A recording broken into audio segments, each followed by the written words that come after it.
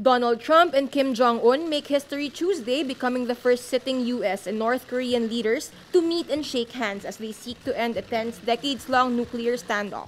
As they sit down for their one-on-one meeting, Trump says, quote, "We will have a terrific relationship, I have no doubt." Kim, on the other hand, says, quote, "The way to come to here was not easy. The old prejudices and practices worked as obstacles on our way forward, but we overcame all of them and we are here today." The extraordinary summit was unthinkable only months ago.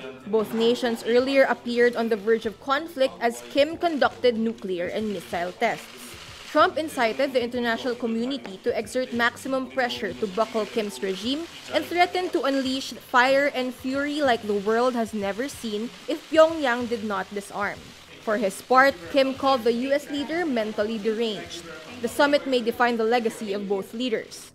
On Monday, Secretary of State Mike Pompeo said the U.S. offered North Korea unique security guarantees to try to persuade it to give up its nuclear arsenal. The Trump administration will only accept complete denuclearization. In return, he said, Washington would offer different and unique guarantees. He refused to go into details. The North has long sought an end to the U.S. military presence in South Korea, where Washington has around 28,000 troops. Former basketball player Dennis Rodman, a friend of Kim, tells people he expects the summit to go fairly well, but adds people should not expect much of it. It should go fairly well, but people should not expect so much for the first time. So Rodman has made 5 trips to Pyongyang since Kim took power. Former Philippine ambassador to South Korea, Luis Cruz, says the outcome of the historic summit will affect the country. Cruz says Filipinos should closely follow the events in the Korean peninsula. They should follow very closely itong development sa Korean peninsula because we will be affected in all aspects, no? Whether social, cultural, military, or people-to-people contact. Malaki ang magiging effect sa atin ito. If the talks turn out badly and result in a war, the Philippines may have to send troops again because it is still a member of the United Nations Command. So, if we supposing yung outcome nitong talks nila, no, the summit, say if the outcome is not too favorable and if worst comes to worst, we go to war. The US goes to war. And the coalition forces will be asked to send troops again. Is that?